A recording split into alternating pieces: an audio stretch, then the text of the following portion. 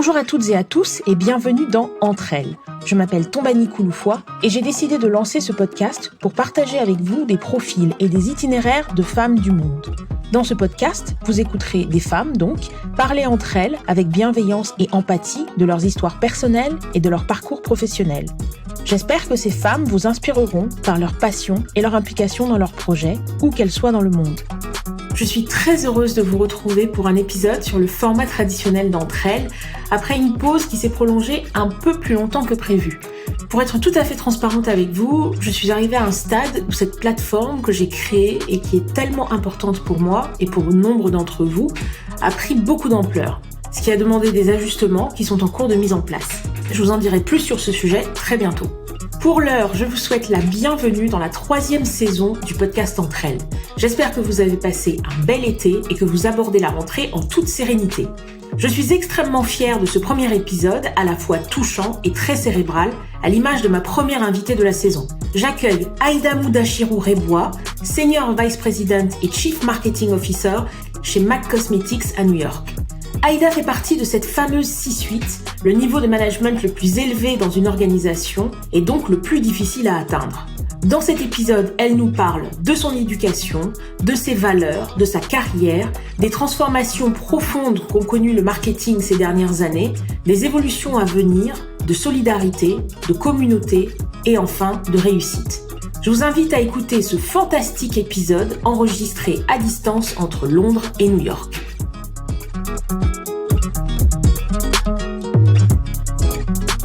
Bonjour Aïda, bienvenue dans Entre elles.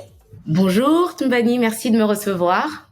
Mais je t'en prie, je suis très très heureuse de te recevoir dans ce podcast. C'était a long time coming, comme on dit en anglais. Ça faisait quand même pas mal de temps qu'on se parlait et qu'on essayait de bloquer un créneau. Donc voilà, donc je suis ravie. Je le disais en introduction, tu es Senior Vice President, Global Chief Marketing Officer pour MAC Cosmetics, une marque que toutes les femmes connaissent et les hommes sûrement un peu aussi. Avant de parler de ta carrière et de parler de MAC également, je vais te poser la question que je pose à toutes les invitées d'entre elles. Où es-tu née et où as-tu grandi ? Alors, où est-ce que je suis née et où est-ce que j'ai grandi ? Donc, je suis née à Cotonou, au Bénin, donc en Afrique de l'Ouest. C'est un tout petit pays sur la côte.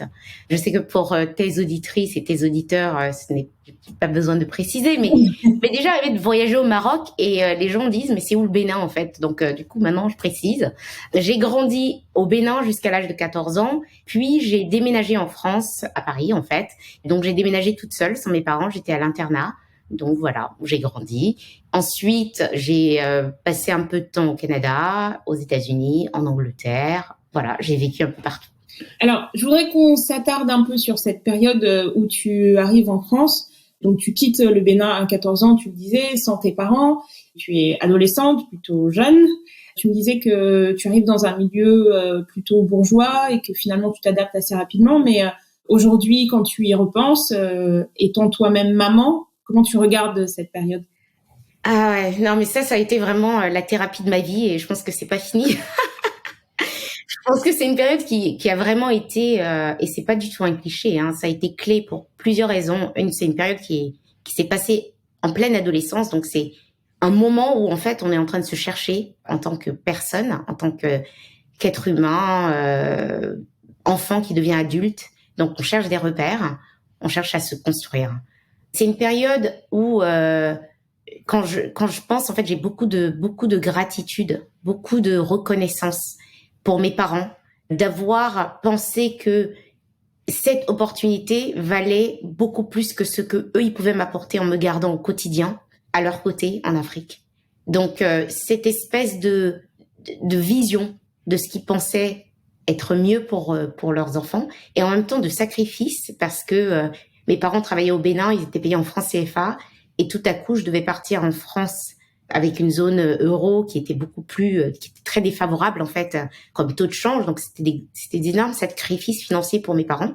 Finalement, en plus du sacrifice émotionnel et aussi beaucoup d'humilité parce qu'il fallait beaucoup de confiance en tant que parent pour envoyer ton enfant tout seul à 14 ans dans un pays que je ne connaissais pas, que eux connaissaient un peu, mais et dans un milieu qui leur était complètement inconnu parce que j'étais à l'internat dans une école qu'ils connaissaient pas, dans un milieu que je connaissais pas.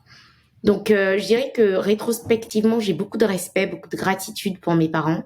Et en même temps, je pense que moi, en tant que parent, je le ferai jamais parce que je trouve que ça demande une force que je n'ai pas. Et ça demande aussi une projection que je n'ai pas forcément parce que moi, je suis quand même je suis très carpe diem, au jour le jour. Et j'aime beaucoup profiter du jour le jour. Et le jour avec mes enfants, c'est quelque chose que je valorise beaucoup. Et beaucoup plus que peut-être la vision de leur donner l'opportunité d'avoir les meilleures études du monde. Et en même temps, aujourd'hui, je vis aux États-Unis, donc je n'ai pas besoin de me projeter. Mes parents, ils vivaient en Afrique, on avait des coups d'État, on avait des grèves. Donc, ils se disaient vraiment comment on peut arriver à faire en sorte que nos enfants atteignent leur potentiel. Et c'était leur seule motivation. Donc, oui, rétrospectivement, cette époque a forgé chez moi des valeurs, en fait, envers mes parents, en fait, beaucoup plus de respect, finalement, parce que j'ai pris beaucoup plus de recul très tôt. Deuxièmement, a fait de moi un caméléon, parce que je suis arrivée dans un milieu où, finalement, je devais m'adapter, mais sans donner l'impression que je m'adaptais. Donc, c'était un peu comme, tu vois, en anglais, on dit toujours you flying the plane while you're building it. Donc, en fait, je devais donner l'impression que j'étais complètement en contrôle, alors qu'en fait, j'apprenais.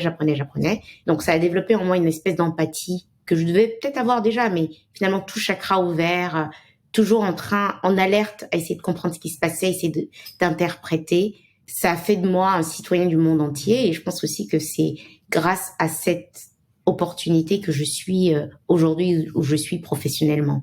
Donc, on va dire un long parcours finalement de métamorphose en fait. Donc, j'ai dû sortir de ma coquille toute seule et forger ma personnalité basée sur ce que j'avais appris pendant 14 ans, mais que je n'avais plus au quotidien. Et ce que j'apprenais dans un nouveau milieu qui n'avait rien à voir avec le milieu dans lequel j'avais grandi. Et justement, ce que tu avais appris pendant ces 14 années, tu crédites beaucoup les valeurs de ton enfance et la force de la communauté dans ton parcours. Est-ce que tu peux nous expliquer pourquoi ? Je pense que la communauté, c'est quand même le sens de l'être humain pour moi, quoi. On est né pour, en tant qu'être humain, je pense qu'on est vraiment né pour être en communauté. Je pense que le côté sociétal est une nécessité de l'être humain. Pourquoi ?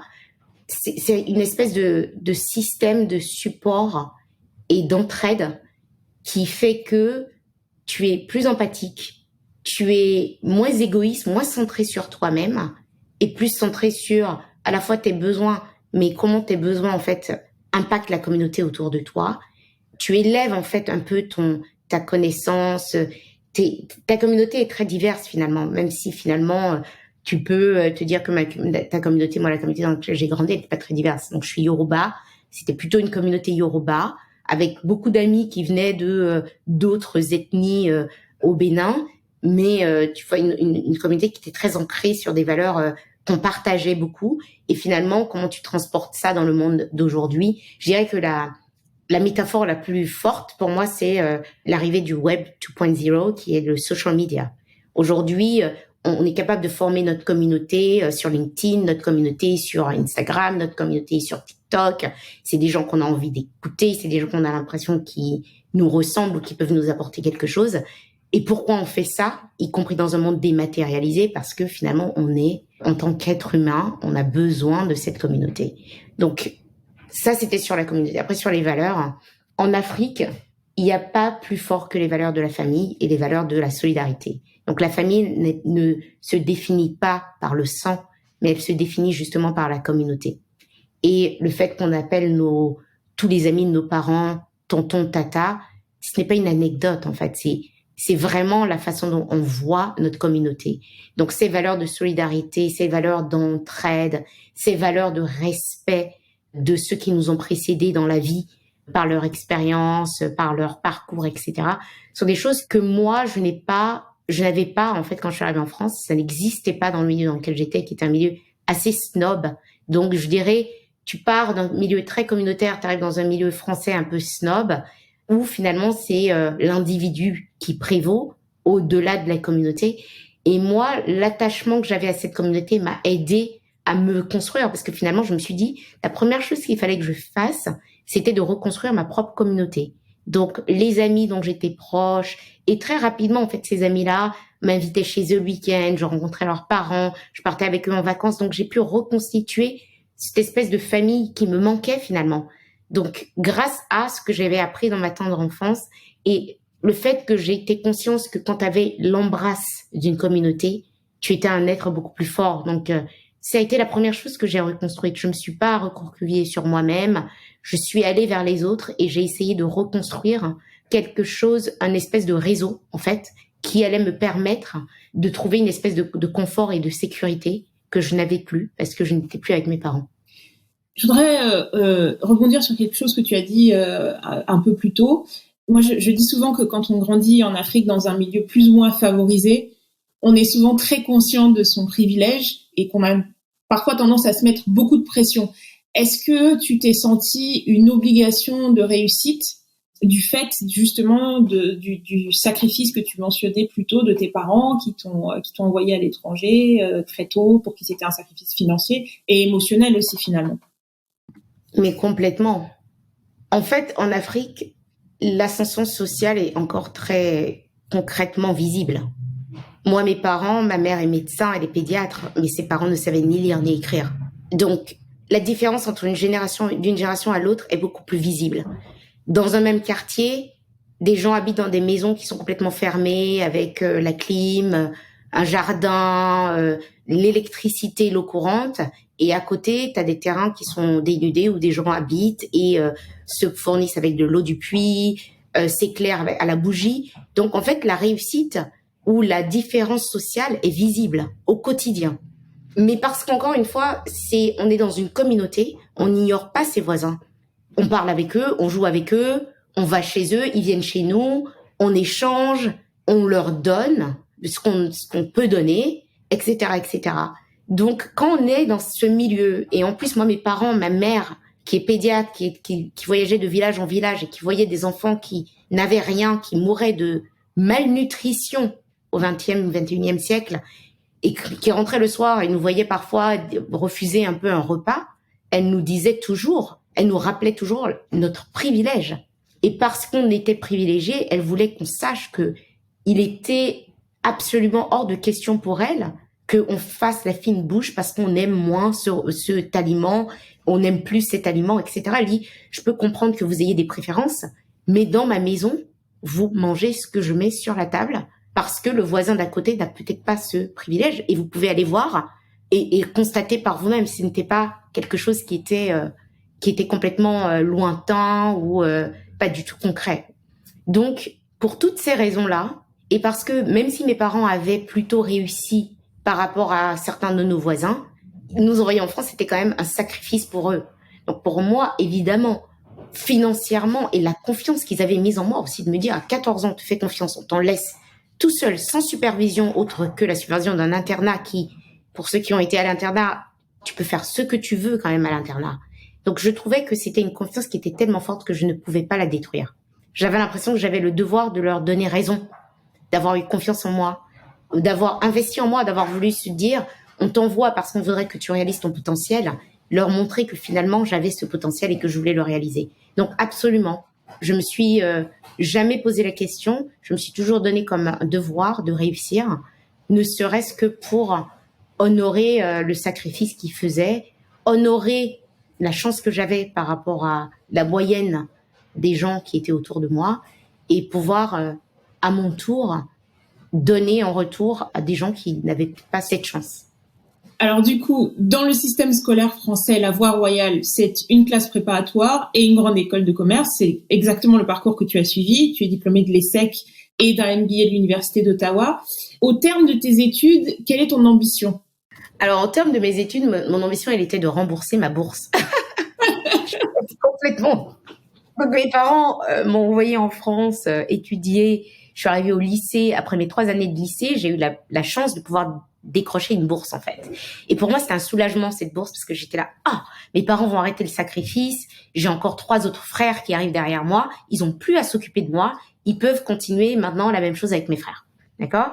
Donc, du coup, j'ai eu cette bourse. J'étais très contente, mais quelque part, c'était une bourse qui couvrait une partie qui couvrait, on va dire, la vie au quotidien. Mais quand j'arrivais en école de commerce, il fallait en plus payer ma scolarité. Et là, j'ai fait un emprunt.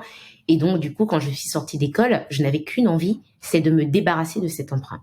Donc, j'ai eu la chance pendant mon parcours scolaire de faire plusieurs stages et donc d'avoir été exposée plus ou moins à différents métiers de l'entreprise, une culture de travail dans l'entreprise et de me donner un peu plus d'horizon en fait. Et quand je suis sortie d'école, donc j'avais 2 propositions.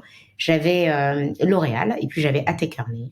Et donc en fait, j'ai choisi Athé Kearney parce que tout à coup, j'étais dans un milieu où intellectuellement, tu étais très stimulée. Donc je trouvais ça fascinant.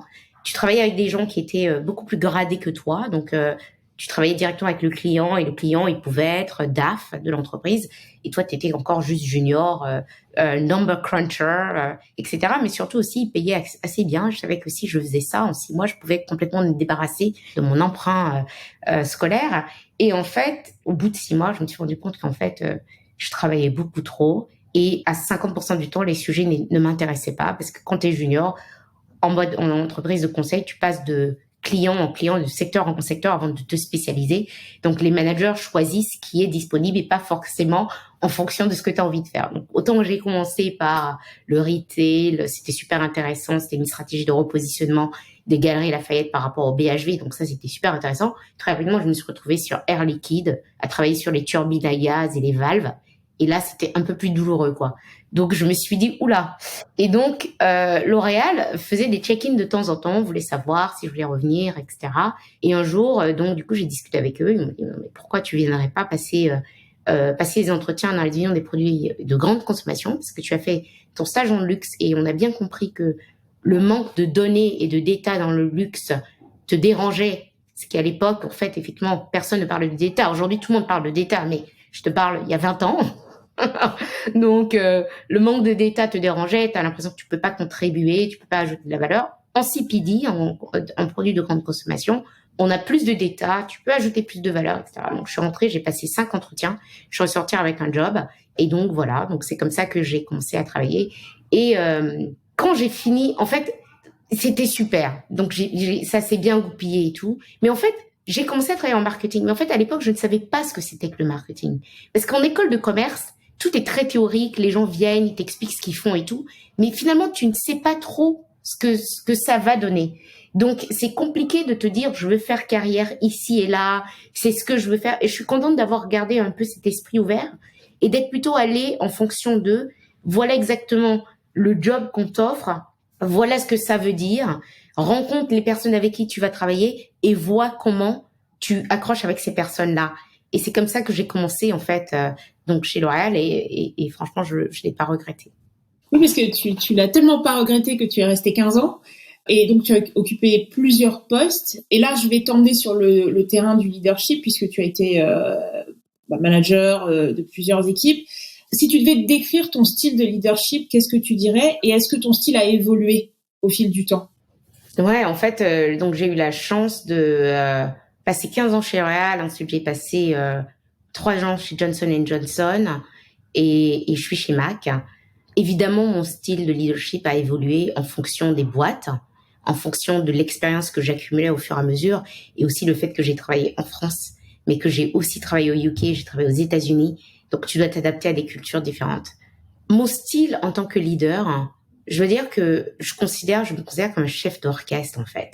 J'essaye de trouver la meilleure façon de faire jouer tout le monde ensemble. Que de l'autre côté, ce qu'on entende, c'est une musique qui soit mélodieuse et qui donne envie de venir et d'écouter ce qui se passe.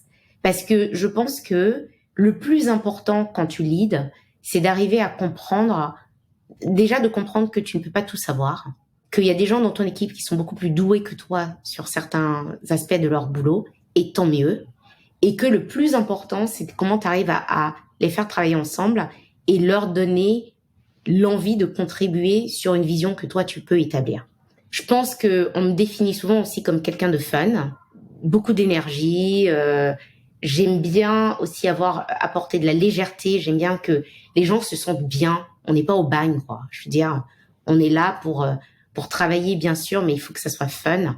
Il y a des gens qui ont un travail beaucoup plus important quand tu es chirurgien cardiaque, pédiatre et que tu dois opérer un enfant et que sa vie en dépend. Ce n'est pas la même chose que de finalement faire des produits de beauté. Donc, j'essaye de faire en sorte que mon équipe ait toujours ce recul. J'aime beaucoup que les gens s'expriment et critiquent. Parce que je pense que finalement, dans l'itération, on arrive à améliorer ce qu'on voudrait faire. Et je parle de ça parce que en France, les gens critiquent tout le temps. Mais quand tu arrives dans des pays anglo-saxons, c'est un peu moins la culture. La culture du chef est quand même beaucoup plus forte. Donc les gens sont plus, entre guillemets, respectueux du point de vue du chef. Ils osent pas toujours critiquer parce que ça peut être vu comme de l'insubordination. Et donc, arriver à les emmener dans des situations où ils arrivent à aussi challenger un peu ce qu'on met sur la table en tant que leader. Parce qu'encore une fois, j'ai pas toujours raison. Donc, je peux avoir une idée, ils peuvent l'enrichir, ils peuvent la challenger, et c'est très bien. Parce que pour moi, chaque fois que je m'assois avec mon équipe, en fait, on est en working session. On n'est pas là pour exécuter. On est là pour se dire, est-ce que c'est la bonne façon? Qu'est-ce que tu en penses? Chacun a une perspective différente, et la richesse de ces différentes perspectives, je pense que c'est ça qui fait aussi qu'on peut arriver à quelque chose d'exceptionnel. Justement, dans ton secteur, dans le secteur du luxe et de la cosmétique, l'arrivée du digital et des réseaux sociaux a vraiment changé en profondeur la façon dont les marques communiquent et se positionnent. Je fais référence au e-commerce, à l'arrivée des youtubeurs, les tutos maquillage, les influenceurs. Enfin, il y a d'ailleurs plusieurs anciens maquilleurs de marques qui sont devenus des stars du web. Et comment est-ce que ces innovations profondes et structurelles ont impacté ton métier? Je vais dire que la première chose que ça a fait, c'est que ça a fait que je suis restée dans cette ligne de métier aussi longtemps. Ça fait 20 ans que je fais du marketing parce que le marketing a profondément évolué. Quand j'ai commencé, c'était très étroit en termes de façon de regarder le marketing. On parlait des 4 P à l'époque, donc le prix, la promotion, le placement et la pub. Donc voilà, c'était les 4 façons de pouvoir activer un produit, un lancement avec un consommateur. Donc en fait, tu pouvais jouer avec ton prix, tu pouvais jouer avec ta promotion, tu pouvais jouer avec ta distribution et tu pouvais jouer avec ta pub. Et souvent, la marque imposait son rythme. Donc la marque décidait d'être dans un tel circuit de distribution qui était complètement inaccessible à certaines personnes parce que géographiquement, le circuit de distribution n'existait peut-être pas. Genre, si t'es à Paris, t'étais chez Monoprix, peut-être que si t'étais dans un autre coin de la France, il y avait peut-être pas suffisamment de Monoprix, il fallait peut-être que tu prennes ta voiture pour pouvoir aller au Monoprix le plus proche, qui était peut-être à 1 heure de route. Donc, tu décidais aussi un peu le rythme que tu voulais imposer avec ton consommateur. Aujourd'hui, c'est complètement différent. Le consommateur a pris le pouvoir, et pour moi, pour le meilleur. Et ça, c'est arrivé par la technologie. Cette technologie, si tu l'éclates, t'as le web 1.0 qui a donné naissance au e-commerce, le web 2.0 qui a donné naissance aux réseaux sociaux, aux influenceurs, à YouTube. Donc, ce que ça a fait, c'est que finalement, les marques te disaient, voilà un rouge à lèvres, voilà comment tu peux l'utiliser, voilà où tu peux le trouver. Les influenceurs te disaient, voilà un rouge à lèvres, je te donne 50 façons de l'utiliser. Tu peux l'utiliser sur tes joues, tu peux l'utiliser comme ça, tu peux créer tel look, tu peux faire ça. Et by the way, avec le web, tu peux avoir accès à ce rouge à lèvres partout dans le monde, même si tu es dans une ville limitée. Donc, le pouvoir a complètement changé de main. Et donc, du coup, ce que ça a fait, c'est que ça a fait que les marketeurs devaient être beaucoup plus consumer-centric. Le consommateur au centre de tout ce qu'on faisait, d'une part. Et donc, ça, c'est la constante. Mais tu devais développer une agilité et tu devais évoluer avec ton consommateur. Donc, les gens qui n'étaient pas capables d'évoluer, moi, je me souviens, m'est déjà arrivé d'installer TikTok sur le téléphone de mes boss parce qu'ils ne savaient pas, ils connaissaient pas l'application, donc il fallait que je leur montre un peu comment ça marchait, etc., pour pouvoir leur donner. Mais moi, j'aurais pu très bien ne pas m'intéresser à TikTok. Il se trouve que je suis très curieuse et que justement, je m'intéresse à tout ce qui est nouveau, tout ce qui a un buzz factor, etc. Je suis curieuse de nature. Il y a 20 ans, ma façon de découvrir ce que faisait la compétition, c'était d'acheter des magazines, de déchirer les feuilles, de faire des notes et de les garder dans un petit classeur et de revenir dessus. Aujourd'hui, je passe 1 heure sur Instagram, je browse TikTok et j'ai l'impression que je comprends un peu plus ce qui se passe dans le monde, les tendances, et quelle que soit la partie du monde. Donc, la raison pour laquelle je suis encore dans ce métier, c'est parce que justement, il a complètement été bouleversé par la technologie et je trouve que c'est une bonne chose. Je trouve que ça a gagné en complexité, mais aussi intellectuellement, en fait. T'es beaucoup plus challengé en tant que marketeur. Tu dois être beaucoup plus clair dans ce que tu veux faire et tu dois être beaucoup plus transparent et beaucoup plus honnête dans ce que tu apportes. Tout est exposé et le consommateur a le pouvoir de décider si cette marque est sincère, pas sincère, est experte, pas experte, et leur source d'inspiration était la marque il y a 20 ans et aujourd'hui est un lambda influenceur que tu connais peut-être pas parce que tu n'évolues pas dans leur sphère, mais qui pour eux détermine exactement comment ils vont s'habiller, ce qu'ils vont se mettre comme rouge à lèvres ou comme maquillage, ce qu'ils vont manger, comment ils vont faire leur sport. Enfin, donc du coup, c'est vraiment très intéressant. Et là, on n'a pas encore vu le Web 3.0 qui arrive, et qui va encore faire évoluer les choses d'une façon, je pense qu'on n'a pas idée, mais je pense que tout ce qu'on sait, c'est que le pouvoir va encore plus que jamais basculer dans les mains des consommateurs. Le Web 3.0, on sait déjà un peu ce que c'est, ou tu veux dire que la surprise, on attend la surprise? En fait, on sait ce que c'est. On a des vues de ce que ça peut être avec la métaverse, avec les NFT, avec la crypto-monnaie, avec les doses. Il y a déjà des choses qui s'organisent dans le Web 3.0, mais je me souviens très bien la bulle Internet. En fait, au début, la bulle Internet, elle est arrivée, tout le monde se rushait, il y avait beaucoup de choses à faire, là. Finalement, ce qui est sorti de la bulle Internet, c'était le e-commerce. Donc, en fait, ce qui va sortir du Web 3.0, on ne sait pas encore. Quand les réseaux sociaux sont arrivés, c'est pareil, il y avait beaucoup de choses, il y avait beaucoup de réseaux sociaux, il y avait des réseaux sociaux sur la musique, il y avait des réseaux sociaux de chat, etc., etc. Ce qui est sorti du Web 2.0, c'est finalement Facebook et LinkedIn et Snapchat et Google. Il y a plein d'autres choses qui sont morts en chemin. TikTok, pour moi, est au confluent du 2.0 et du 3.0 parce qu'il y a ce côté où les créateurs ont vraiment plus que jamais le pouvoir. Finalement, sur TikTok, les gens qui te suivent, c'est pas important. Sur le Web 2.0, les gens qui te suivent, c'est important parce que du coup, c'est des amis qui te suivent pour avoir des nouvelles, savoir un peu comment tu évolues sur LinkedIn ou sur Instagram. Dans le Web 3.0, moi, je pense que finalement, ce qui va se passer, c'est vraiment le pouvoir de la communauté, vraiment beaucoup plus. Finalement, c'est les marques que tu vas suivre, c'est les gens que tu vas suivre plutôt que les gens qui vont te suivre. Mais on en est encore qu'aux prémices et on va probablement avoir des cycles, mais c'est clairement l'avenir. Avant d'arriver chez MAC, tu occupais plusieurs rôles avec une zone de couverture mondiale. C'est de nouveau le cas maintenant chez MAC. Comment est-ce qu'on aborde un rôle global? Et est-ce que tu penses que ton expérience de vie t'a facilité la tâche? Comment on aborde un rôle global? Je dirais que c'est beaucoup de logistique, parce que soit physiquement, quand on peut, c'est des voyages, etc. Et quand on peut pas, c'est disponible pour plusieurs zones horaires, donc de façon pragmatique. C'est quand même beaucoup de logistique. Non, je dirais qu'en fait, ce qui est intéressant dans un rôle global, déjà, c'est de comprendre que les gens ne sont pas pareils. Et je pense quand comme toi et moi, on a grandi dans différentes cultures, on sait que les gens ne sont pas pareils. Mais il y a encore beaucoup de gens qui ont du mal à comprendre que les gens puissent pas apprécier les mêmes choses, que ce qui est important dans un pays n'est pas important dans un autre, que ce qui est valorisé dans un pays n'est pas valorisé dans une autre région, etc., etc. Donc avoir cette espèce de ouverture et de capacité à être dans l'écoute et dans l'observation pour comprendre les différences et les transformer en valeur pour la marque est super importante. Ce n'est pas simplement le fait de travailler dans un rôle global, mais le fait d'avoir aussi vécu dans des différentes régions et différents pays, qui fait que moi, en fait, aujourd'hui, j'apprécie ces rôles globaux parce que je peux m'asseoir avec le UK le matin, avec les États-Unis l'après-midi et avoir des conversations complètement différentes et complètement opposées parce que ce qu'ils apprécient n'a rien à voir. Avec la Chine, la Corée, le Japon, qui sont pourtant très proches géographiquement, mais plus loin culturellement que probablement des pays dont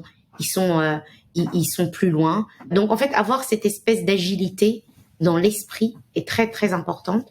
Et je dirais, en fait, avoir cette appétence aussi pour comprendre les différences et les valoriser. Parce que ne pas essayer de les unifier, mais essayer de les valoriser. Et je pense encore aujourd'hui, je dirais que Le pouvoir de la communauté est très important parce que avec ce qu'on a vu aujourd'hui avec les communautés, c'est que tu peux avoir des communautés qui sont transversales géographiquement, qui sont plutôt liées par des points d'intérêt, qui soient, on va dire par exemple le hip-hop, le K-pop. T'as des groupes de K-pop, des gens qui sont très fans de K-pop, mais qui vivent sur la côte ouest des États-Unis, sur la côte est des États-Unis ou en Corée, donc ou en Europe ou en Amérique latine. Donc du coup, c'est aussi arriver à construire ces communautés, commencer à les mapper, pas forcément en fonction de où elles sont géographiquement, mais en fonction de leurs points d'intérêt et de ce qui les unit. Donc il y a plein de couches, mais ce qui m'a préparé moi effectivement, c'est mon éducation, c'est mon expérience, le fait que j'ai vécu dans beaucoup de pays différents et que je suis capable de comprendre qu'il y a des différences et je suis capable de les apprécier pour ce qu'elles sont et les valoriser et pas essayer d'unifier. Et ça veut dire quoi? Ça veut dire que le consommateur est différent, mais aussi les équipes sont différentes. La façon dont on travaille avec les équipes, la culture de communication avec une équipe basée en Chine n'est pas la même que la culture de communication avec une équipe basée au UK ou en France ou aux États-Unis ou au Brésil. Alors, passons à MAC. Parmi les marques pour lesquelles tu as travaillé, je vais citer pêle-mêle Avino, Le Petit Marseillais, Revlon, Softine Carson, Body Shop. Ce sont des marques avec des identités très différentes. Je le disais en introduction, donc depuis février 2021, tu es Senior Vice President Global Chief Marketing Officer pour MAC, une marque avec une identité forte pour le coup, une marque très engagée aussi. Avant de parler de MAC du point de vue professionnel, j'ai envie de dire, est-ce que tu pourrais partager ton expérience personnelle avec la marque, parce que j'ai écouté une interview de toi que j'ai trouvée très intéressante et dans laquelle je pense que pas mal de femmes vont se reconnaître. Est-ce que tu pourrais partager ton vécu avec MAC? Ouais. Non, en fait, MAC était ma première marque de maquillage, en fait. Parce que quand j'étais plus jeune, j'avais pas forcément le besoin de me maquiller, mais aussi je trouvais pas forcément de produits qui me convenaient, quoi. Et un jour, je devais me marier. Aujourd'hui, quand les gens se marient, ils ont des make-up artistes qui viennent chez eux, qui maquillent tout le monde, tous les invités, ils ont un hashtag et tout ça. Mais moi, quand je me suis maquillée à l'époque, c'était pas cool, de faire ça. Donc, tu faisais ton look et tu le reproduisais, on va dire ça. Et donc, du coup, j'étais au Galeries Lafayette à Paris et j'essayais de trouver un comptoir parce que je voulais des produits exceptionnels pour mon jour le plus important de ma vie, quoi. Donc, je suis allée au Galeries Lafayette, je dit, je vais me faire plaisir, je vais aller de stand en stand pour voir un peu ce que je trouve, des crèmes, etc. Et donc, j'arrive au moment où je veux essayer de trouver mon look pour le maquillage, pour le mariage. Et donc là, je commence sur un premier stand, je dis voilà, je vais me marier, je cherche un look, est-ce que vous pouvez m'aider et tout. Là, les mecs, ils me regardent, ils disent non, on peut pas parce qu'on n'a pas de teinte pour vous. Donc là, premier, tu dis ok, tu fais un deuxième comptoir, tu te dis ok, donc en fait, troisième comptoir, en fait là, tu commences vraiment à te sentir vraiment pas important, quoi. Genre, tu n'existes pas, en fait. Pour nous, comme marque, tu n'existes pas, tu n'es pas important, on n'a rien pour toi. Même si les gens le disaient pas comme ça, c'était vraiment le ressenti que j'avais après 4 ou 5 comptoirs.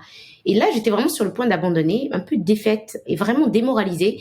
Et il y a un habitual advisor qui me dit, mais non, mais en fait, vous devriez aller à ce comptoir-là. Cette marque s'appelle MAC et je pense qu'il devrait avoir quelque chose pour vous. Donc là, j'arrive chez MAC. J'avoue que j'étais pas très optimiste. Donc, je venais de passer à peu près 45 minutes à me faire jeter de comptoir en comptoir. Et donc là, j'arrive et il y a un make-up artiste qui m'accueille, qui m'assoit, qui prend le temps de m'écouter parce qu'il comprenait bien que j'étais un peu en détresse.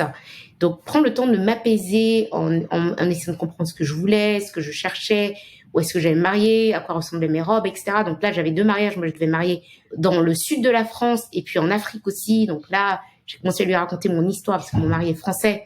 Donc du coup, et donc là, on constitue un look et je ressors là avec un fond de teint. Je crois que c'était quasiment mon premier fond de teint, des rouges à lèvres, un concealer et des brosses pour pouvoir appliquer le maquillage et surtout une petite feuille où il m'expliquait comment je devais recréer le look et tout. Donc en fait, j'ai eu une super expérience.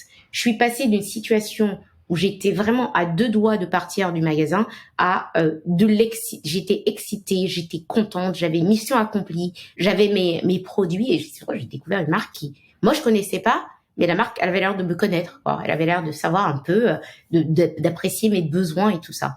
Et l'ironie, c'était que je travaillais chez un concurrent à l'époque et que ce concurrent, en fait, n'avait même pas de produit ou de teinte pour moi. Donc, c'était vraiment l'ironie de la situation. Donc, c'est comme ça que j'ai commencé à utiliser MAC. Et en fait, depuis, j'ai été très fidèle à ces produits. Donc, c'est Studio Fix Powder Foundation, leur matte et satin lipstick. Donc, il y avait des teintes que je mets encore aujourd'hui, Rebelle, Brave Red, etc. Et en fait, au fur et à mesure des années, je retournais soit à ce comptoir ou soit à n'importe quel comptoir MAC. Ou quand je suis arrivée aux États-Unis en 2009, il y avait un magasin de MAC à côté de là où j'habitais. Donc, j'allais là. J'avais même pas besoin de dire ce dont j'avais besoin. Ils avaient ma fiche et ils étaient capables de me dire, ah bah tiens, voilà ta teinte de fond de teint, voilà. Est-ce que tu veux autre chose? Est-ce qu'on peut t'aider dans autre chose, etc. Donc ça a été super expérience, quoi. De diversité, d'inclusion à un moment où personne n'en parlait. C'était il y a 17 ans, mais personne n'en parlait. C'était pas cool. Moi, je me souviens là où je travaillais, quand je parlais de teintes un peu plus foncées, tu allais voir les retailers et tu disais, ben non, ça se vend pas. On va pas le mettre dans notre assortiment, etc., etc. Et aujourd'hui, tous ces mêmes retailers, toutes ces mêmes hautes marques aujourd'hui essayent de te faire croire qu'elles ont toujours été dans l'inclusion et la diversité, et c'était pas le cas. Et donc, c'est comme ça que j'ai connu MAC. Mais évidemment, comme je travaillais chez les concurrents et MAC était rapidement devenue la première marque de maquillage dans le monde, c'était forcément une marque que j'étudiais au quotidien parce que finalement, c'était la marque à abattre, à battre et à abattre. Donc, du coup, dans mon parcours de marketeur, c'était quand même une marque avec laquelle je vivais tous les jours. Donc voilà, donc c'est comme ça que j'ai connu cette marque et c'est pour ça que je suis restée fidèle à cette marque en tant que consommatrice. Et aujourd'hui, en tant que leader du marketing sur cette marque, j'ai l'impression que je suis finalement, je sais pas, c'est naturel, quoi. C'est une marque que j'ai toujours admirée et qui a été la première marque à pouvoir répondre à mes besoins. Et puis là, aujourd'hui, je suis à la tête de cette marque et je comprends l'importance de la responsabilité sociale et du devoir d'inclusivité que cette marque a imprimé depuis le début. Et je sens vraiment l'urgence de continuer à pousser ces valeurs de façon beaucoup plus claire sur ce que ça veut dire aujourd'hui. Il y a 40 ans, quand MAC est né, c'était la couleur de peau. Aujourd'hui, c'est toujours la couleur de peau parce que ce parcours n'est pas terminé, mais c'est aussi autre chose. C'est aussi les genres. Il y a 40 ans, MAC était déjà la marque qui lidait sur l'inclusion, l'homosexualité, etc. Donc, en fait, c'est important de continuer à être champion de ces valeurs. Ça me faisait sourire ce que tu disais parce que je me disais qui n'a pas utilisé Studio Fix à un moment dans sa vie et ces scènes dont tu parles en fait qu'on est nombreuses à avoir vécues.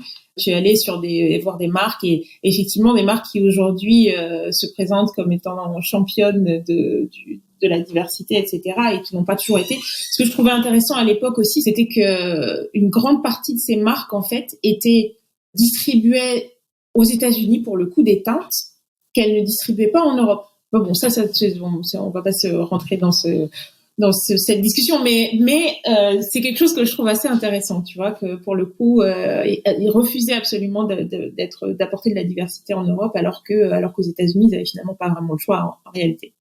Alors, justement, sur ce sujet de la diversité et de l'inclusion, pour une marque aujourd'hui, c'est une évidence, mais comme tu disais, il y a eu une période où c'était pas le cas. Comment est-ce qu'on peut, pour MAC, comment rester une marque reconnue comme telle aujourd'hui, à une époque où c'est plus forcément un critère aussi différenciant qu'il y a 20 ans? Ouais, non, clairement, c'est pas différenciant, mais pour moi, c'est important, en fait. Tu vois, c'est pas du marketing, en fait, parce que ça touche aux valeurs de la marque, hein, et c'est quelque chose sur lequel il faut continuer à batailler. En fait, c'est la finesse de ce que ça veut dire la diversité et l'inclusion aujourd'hui, qui doit être très cohérente, à la fois de façon extérieure pour le consommateur, mais aussi à l'intérieur. Qui est dans les équipes? Est-ce qu'on est assez de diversité dans les équipes? Est-ce qu'on pousse cette diversité autant qu'on peut? Est-ce qu'on a des biais unconscious bias quand il s'agit de parler de diversité? Est-ce que je suis sûre que tous mes collègues partout dans le monde comprennent qu'ils ont un rôle à jouer pour champion cette diversité, quel que soit où ils sont? Si t'es en Inde, qu'est-ce que ça veut dire d'être inclusif? Si t'es en Chine, qu'est-ce que ça veut dire d'être inclusif? c'est pas la même chose que d'être inclusif aux États-Unis. Donc, pouvoir faire en sorte que cette diversité et inclusivité soit une espèce de fil rouge de nos valeurs partout dans le monde, qu'elles puissent être articulées par chacun et qu'elles puissent être mises en œuvre dans tout ce qu'on fait, que ça soit tout ce qui est externe, donc que le consommateur va voir, mais aussi tout ce qui est interne. Et un des trucs qu'on fait, que Mac a développé comme concept, c'est un concept en anglais, on dit allyship. C'est vraiment, même quand tu n'es pas toi-même quelqu'un de divers, comment tu deviens cette espèce de conduit pour faire en sorte que la diversité soit au premier plan. Donc, plutôt que d'être dans le rôle de la personne qui ne comprend pas l'importance de la diversité parce que n'en a pas besoin, comment tu deviens un allié pour justement utiliser le fait que toi, tu n'aies pas besoin d'être championné pour justement être sûr que ceux qui sont sous-représentés, eux, puissent avoir une espèce de plateforme. Ta question, c'était vraiment comment on fait pour être différencié. Pour moi, c'est pas important d'être différenciant. C'est juste important de continuer à le construire au cœur de nos valeurs. Donc, à tout point de vue. Externe, interne, y compris dans la façon dont on travaille. Nos suppliers, les gens avec qui on échange, ceux à qui on achète des matières premières. Est-ce qu'on est assez divers? Est-ce qu'on arrive à vraiment être assez divers ou est-ce qu'on travaille toujours avec les mêmes personnes depuis 40 ans parce que on les connaît? Donc, c'est vraiment tout un écosystème, la diversité. Ce n'est pas juste avoir des teintes pour le consommateur. Ça, c'est vraiment le début, le starting point, et c'est la face immergée de l'iceberg. Mac, en fait, se veut être une plateforme qui active les communautés pour arriver à transformer la société sur les valeurs qui sont importantes pour la marque. Alors, très rapidement, parce que je suis consciente du temps et que j'ai encore d'autres questions pour toi, mais on peut pas parler de Mac sans parler de Viva Glam. Est-ce que tu peux juste très rapidement, pour les personnes qui ne connaissent pas, dire quelques mots sur Viva Glam et sur ces campagnes qui ont été très très importantes dans l'histoire de la marque? Non, absolument. Et puis ça, c'est vraiment un autre de mes points de passion, on va dire. Il y a deux choses dans Viva Glam. Viva pour la vie et Glam pour le look. Viva Glam est un fonds qui a été lancé en 1994 par les fondateurs de Mac à un moment où le virus HIV/AIDS dévastait leur communauté. Donc, eux, ils étaient des make-up artistes, ils travaillaient avec beaucoup d'artistes et les artistes à l'époque étaient très, on va dire, exponentiels, en fait, impactés par le virus. Et à l'époque, c'était stigmatisant. Quand tu étais malade du sida, en fait, tu étais mal vu, tu étais une personne de mauvaise vie. Donc, les autorités publiques faisaient pas grand-chose pour aider. Donc, en fait, ce qu'ils ont décidé, Frank & Frank, c'est qu'ils ont décidé ils avaient une idée très simple, c'était d'inventer un rouge à lèvres que tu vas pouvoir porter sur tes lèvres pour pouvoir montrer et parler du problème littéralement.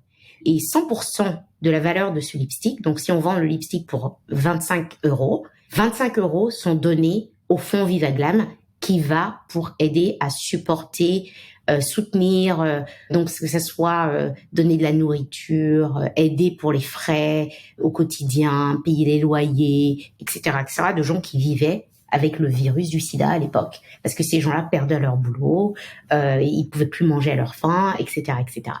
Donc Viva Glam, parce qu'ils utilisaient le glam pour pouvoir parler d'un problème qui était assez sérieux. Donc il y a cette tension entre sauver des vies et le faire avec la légèreté. Donc qui soit vraiment de la célébration et tout. 27 dernières années, on a levé plus de 500 millions de dollars sur Viva Glam. On a vraiment aidé à avancer les causes, tu vois, le sida, parce qu'évidemment, le fait qu'une marque comme Mac en parle, il y a beaucoup de gens qui n'avaient pas conscience de ce problème. Aujourd'hui, ça paraît complètement normal, mais à l'époque, les gens n'en parlaient pas, ou quand ils en parlaient, c'était vraiment pour critiquer les gens qui avaient le sida et pas les aider. Donc, ça a été transformatif et c'est un fonds qui existe encore aujourd'hui, même si le sida n'est pas éradiqué, malheureusement. Donc, c'est un fonds qui continue à supporter le sida, mais c'est un fonds qui a aussi évolué pour supporter des problèmes comme le Covid. En 2020, par exemple, quand le Covid a explosé, on a donné 10 millions de dollars pour pouvoir aider les gens qui étaient en détresse. On a aussi donné de l'argent pour la guerre en Ukraine. À l'occasion de la fête des mères, on a donné de l'argent à l'UNICEF pour aider les femmes et les jeunes filles qui sont dans des conditions extrêmes. Et souvent, en fait, le fonds est toujours dirigé vers des problèmes de santé. et on aide les gens avec la logistique du quotidien. C'est un fonds qui a explosé évidemment en termes de notoriété parce qu'on a travaillé avec des gens comme Rihanna, Madonna, RuPaul qui a été la première spokesperson de la campagne. Donc en fait, ça a apporté énormément de visibilité sur les problèmes qu'on essayait de régler et pour le meilleur. Et aujourd'hui, en fait, je suis hyper fière de dire qu'on a mis Viva Glam dans une autre dimension parce qu'aujourd'hui, donc, Viva Glam, on continue. Notre dernière collaboration, c'est avec Keith Haring, qui est un artiste new-yorkais qui lui-même est mort du sida, qui a une fondation. Il est mort dans les années 90, mais sa fondation vit toujours. Il fait beaucoup de collaborations, etc. Donc, on a fait une collaboration avec lui. On a fait 3 lipsticks dans les couleurs primaires de Keith Haring, en fait, le jaune, le bleu et le rouge, qui lui sont très chers. On a des packs qui représentent son art, etc. Mais surtout, ce qu'on a fait, c'est qu'on a apporté Viva Glam dans la métaverse. En fait, on a lancé notre premier NFT. Et en fait, ça nous permet aussi de toucher des gens qui aiment l'art et qui veulent aussi donner. Donc, en fait, on a lancé les NFT Viva Glam avec Keith Haring et 100% du prix de vente du NFT va au fonds Viva Glam. Donc, c'est quelque chose qui est toujours au cœur de la marque et qui est super important. Par exemple, dimanche dernier, à New York, à Central Park, on a fait une marche contre le sida. MAC, on était à une centaine d'employés. On a levé $100,000 qui vont sous le fonds Viva Glam. Donc, ça s'appelle New York, Aid Walks New York, qui est une marche très connue qui s'est arrêtée depuis 3 ans à cause du Covid. La dernière fois, c'était en 2019. Donc là, c'était la première fois que tout le monde revenait ensemble et tout. Donc, c'est quand même quelque chose qui continue à définir nos valeurs. Et à MAC, en fait, le point commun en tous nos artistes et les gens qui travaillent dans le monde entier, c'est vraiment que ces valeurs de diversité, d'inclusion, de Viva Glam, de responsabilité sociale sont très, très au cœur de nos activités et de comment on se définit comme employé. Alors, j'ai encore 2 petites questions. Une question sur ta vision dans ce rôle et ta vision pour toi-même. J'aime parler d'ambition décomplexée dans ce podcast. Donc, commençons par ta vision dans ce rôle et ta vision pour toi-même. Pour moi, ma vision dans ce rôle, c'est de faire de MAC la marque que MAC est. C'est-à-dire que MAC est une marque iconique, mais il y a beaucoup de concurrents qui sont venus, que ça soit sur la diversité des teintes, que ça soit sur les responsabilités sociales et corporate. Et en fait, tout le monde oublie en fait qu'on était les premiers. On a redéfini ce que ça voulait dire d'être inclusif et on l'a fait à un moment où c'était pas cool. Maintenant, ça a l'air cool et ça a l'air d'être important pour tout le monde, mais nous, on l'a fait bien avant tout le monde. Un fonds comme Viva Glam, c'était aujourd'hui d'avoir un social purpose. À l'époque, c'était pas du tout connu. On a aussi un programme qui s'appelle Back to Mac où tu peux rapporter ton rouge à lèvres en magasin et en fait, on recycle les packs.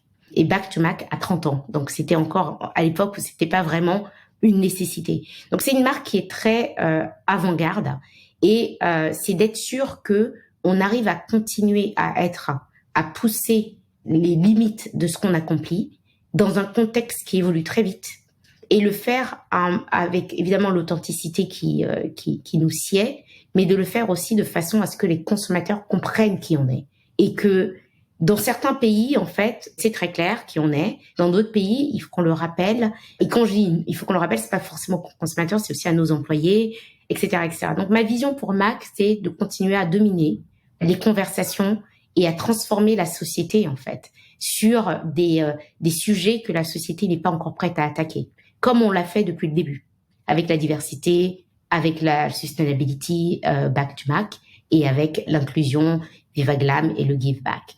Donc ça, c'est vraiment mon ambition pour MAC et je pense que l'équipe est passionnée. Je suis vraiment, j'ai une chance énorme en fait d'avoir une équipe qui soit passionnée, comprenne les valeurs et tout. Donc en fait, c'est juste une question de mettre les choses en marche, tu vois. Encore ce côté chef d'orchestre dont je parlais au début. Ma vision pour moi-même, idéalement, en fait, je le fais déjà dans mon rôle de leader, en fait, ce côté transmission. Parce que j'ai énormément appris, énormément d'expérience grâce à ce que j'ai fait et aussi où j'ai vécu. Et en fait, le transmettre à mes équipes, c'est vraiment quelque chose que j'adore faire. Et continuer à le faire, peut-être pourquoi pas demain à des universités et enseigner, c'est vraiment quelque chose que j'ai envie de faire. Parce que je pense qu'à ce niveau, en fait, Moi, quand j'étais en école de commerce, je manquais d'exemples concrets. Je comprenais pas ce que tu pouvais faire en entreprise. Et je trouve qu'aujourd'hui, on a la possibilité de rendre l'enseignement beaucoup plus concret et beaucoup plus près de ce que les étudiants vont apprécier. Et ça passe aussi par des gens qui travaillent en entreprise, pas par que le corps professoral. Donc, ce sont mes aspirations, en fait, et puis continuer à évidemment, toucher du bois pour que tout continue à se passer bien pour moi personnellement et professionnellement. Alors, on arrive au terme de cet échange passionnant. J'aurais pu te garder encore 1 heure, mais je suis déjà contente de t'avoir eu 1 heure dans Entre elles. Je vais terminer sur le segment React to a Quote. Donc, je vais te donner une citation et je vais te demander de réagir à cette citation, de me dire ce qu'elle t'évoque, si tu es d'accord avec, pas d'accord. J'ai choisi pour toi une citation de Martin Luther King Jr. Qui touche à un sujet dont on a finalement beaucoup parlé dans cet entretien. Donc, je vais te lire la citation en anglais. Je vais la traduire en français et je te laisserai répondre ensuite.